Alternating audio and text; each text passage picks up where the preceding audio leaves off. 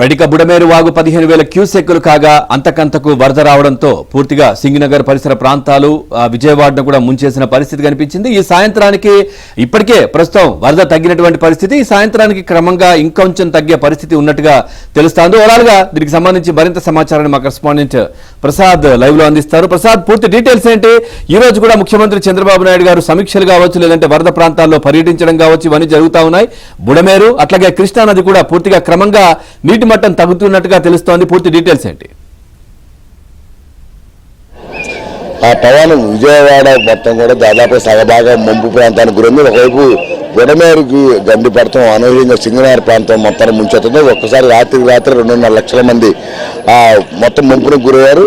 వీటికి సంబంధించి ముఖ్యమంత్రి చంద్రబాబు నాయుడు రంగంలో స్వయంగా విజయవాడను సచివాలయంగా మార్చుకుని అధికార యంత్రాంగంగా పరుగులు పెట్టిస్తూ ఉన్న పరిస్థితి కనిపిస్తుంది. అయితే బుడమేరుకు సంబంధించి ఆ సాగు చర్యల్లో దాదాపు 50% మాత్రమే అందుతున్నారని చాలా మంది ప్రజలకు అందట్లేదని కూడా ఆవేదన వ్యక్తం చేస్తున్న పరిస్థితి కూడా కనిపిస్తుంది. ఇదేలోపు మరోవైపు కృష్ణానది కూడా అనూహ్యంగా ప్రకాశం బ్యారేజ్ వద్ద రికార్డు స్థాయిలో 11,47,000 క్యూసెక్కులు. గతంలో ప్రకాశం బ్యారేజీ చరిత్రలోనే అంత వరద నీరు ఎప్పుడు కూడా ప్రకాశం బ్యారేజీని టచ్ చేయలేదు. కానీ తొలిసారిగా ఎగువన కురుస్తున్న భారీ వర్షాల కారణంగా ఒక్కసారిగా ఆ స్థాయిలో వరద నీరు రావడం, ఆ ప్రవాహం కూడా ఎదురుగా వెళ్లాల్సిన ప్రవాహం వెనకదంతో ఆ సముద్రం ఆటుపోట్ల కారణంగా ఒకసారిగా ప్రవాహం మొత్తం వెనకదంతో రామలింగేశ్వర మొత్తం కూడా ముంపుకు గురైంది. ఆ రాత్రి పడుకుని తెల్లారు లేచే సమయానికి మొత్తం వరద నీరు మధ్యలో తాము నిద్రలేవాల్సిన పరిస్థితి, అప్పటికప్పుడు గర్భంలో అందుబాటులో ఉన్న సామాను సర్దుకుని బయటకు వచ్చేసిన పరిస్థితి కూడా మనం చూసాం. అయితే దేవుడి దయ వల్ల ఈరోజు కృష్ణమ్మ శాంతించడం, కొంతవరకు కూడా వరద ప్రవాహం తగ్గడంతో ఇప్పుడిప్పుడే రామలింగేశ్వర కృష్ణ యనమలకుదురు వైపు ఇల్లు బయటికి రావడం, తద్వారా ప్రజలు కూడా నివాసాలకు చేరుకునేందుకు ఏర్పాట్లు చేస్తూ ఉన్నారు. అయితే బుడమేరు మాత్రం ఇప్పటివరకు కూడా ఇంకా పూర్తిగా తగ్గిన పరిస్థితి, ఎందుకంటే వాటర్ పూర్తిగా కిందకి వెళ్ళే పరిస్థితి లేకపోవడంతో ఎక్కడికి వాటర్ అక్కడ బుడమేరు ప్రవాహం పెరగపోయినప్పుడు కూడా నిలబడిపోయి ఉన్న నేపథ్యంలో మొత్తం ఈ 3 రోజుల నుంచి కూడా ప్రజలు ముంపులకు గురయ్యారు. ఇక సింగనార్ వైపు నుంచి చూస్తే కండ్రిక, అదేవిధంగా ఆ బాంబే కాలనీ వంటి లోపల ప్రాంత ప్రజలు మాత్రం తీవ్రంగా ఇబ్బందులు పడుతున్నారు. ఎందుకంటే ఆ లోపలికి వెళ్ళేందుకు పడవలు ఏర్పాటు చేసేప్పటికి కూడా పూర్తి స్థాయిలో వాటికి సంబంధించి ఆ పడవలు అక్కడి వరకు వెళ్ళలేకపోవడంతో ఈ 3 రోజులు మంచినీళ్ళకు ఎటువంటి ఆహారం కూడా అందలేదని కూడా చెప్తా ఉన్నారు. అయితే ఈ రోజు కొంచెం అదనంగా ఎన్డీఆర్ఎఫ్ బృందాలు, ఎస్డీఆర్ఎఫ్ బృందాలు కూడా రంగంలో దిగిన నేపథ్యంలో చాలామంది కూడా ఈరోజు బయటకు తీసుకొచ్చేందుకు ప్రజలు చాలామంది ఇప్పుడే బయటకు వస్తున్న పరిస్థితి. 3 రోజుల పాటు వరదలో ఉన్నారు. సార్, మీరు ఎక్కడున్నారండి 3 రోజులు? సరే, 3 రోజులు మీరు ఎక్కడున్నారు? ఇప్పుడు 3 రోజులు వరద ఉంది కదా, ఈ రోజు బయటకు వస్తున్నారు వరద ముంపు నుంచి. ఎట్లా ఉంది 3 రోజుల పాటు మీ ఇంటి దగ్గర పరిస్థితి ఎలా ఉంది? పరిస్థితులు ఏం బాగాలేదండి. 7 అడుగులు వాటర్ నిండిపోయినా మంచినీళ్ళు తాగడానికి కూడా లేదు, అది పరిస్థితి. అండ్ ఇక్కడ ఇంత క్రౌడ్ ఇంత ఇది ఉంది కానీ లోపలికి వచ్చి ఎవరు ఏం మంచిదేం లేదు.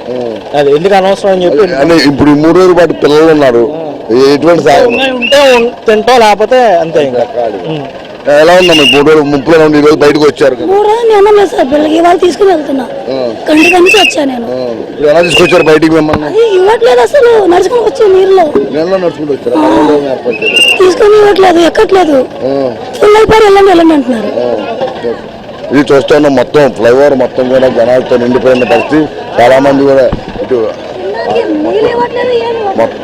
మొత్తం కూడా వస్తూ ఉన్న జనాలు కూడా ముంపు ప్రాంతం వైపు నుంచి బయటకు వస్తున్నారు. అయితే తమకు లోపల ఉన్న వారికి పూర్తిగా సాగు చర్యలు అందలేదని మాత్రం వీరు ఆవేదన వ్యక్తం చేస్తున్న ఆ పరిస్థితి అనిపిస్తుంది. ఒక పేషెంట్ కూడా పూర్తిగా చూస్తున్నాం మనం లైవ్లో, ఒక మహిళను రక్షించేందుకు రెస్క్యూ టీము పెద్దామని ఆమె వరదలో వస్తూ కూడా పడిపోవడం జరిగింది. వెంటనే ఆమెని రక్షించేందుకు రెస్క్యూ టీమ్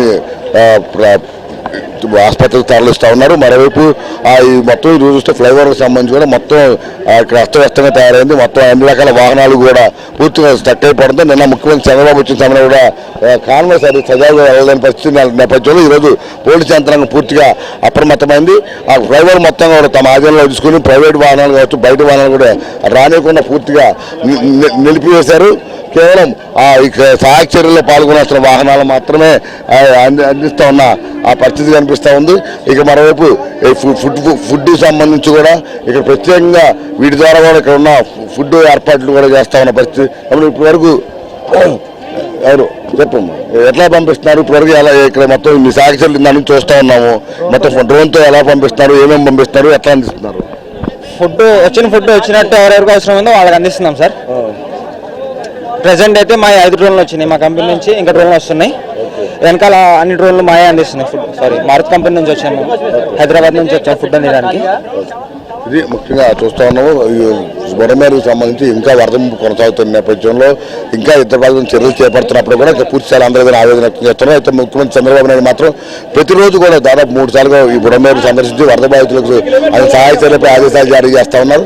మరి వచ్చేపటి కూడా చంద్రబాబు నాయుడు మరోసారి ఈ బుడమేరును సందర్శించి అక్కడ ఉన్న ఆ బాధితులతో మాట్లాడుతున్నతో పాటు వారికి ఏ విధంగా సహాయ చర్యలు చేపట్టిన అంశాలపై కూడా అధికారులు ఆదేశాలు జారీ చేయనున్నారు. దీనికి సంబంధించి ఇది తాజా పరిస్థితి. అదేవిధంగా ప్రజలు మాత్రం తీవ్ర ఇబ్బందులు పడతామని కూడా చెప్తాను. చాలా ఫుడ్ కూడా వేస్ట్ అయిపోతుందని కూడా చెప్తున్న పరిస్థితి కనిపిస్తుంది. అన్ని సెట్ చేసే విధంగా ఈ రోజు కార్యాచరణ ఉంటుందని కూడా చెప్తాన్న పరిస్థితి కనిపిస్తుంది. Thank you Prasad, thanks for the updates.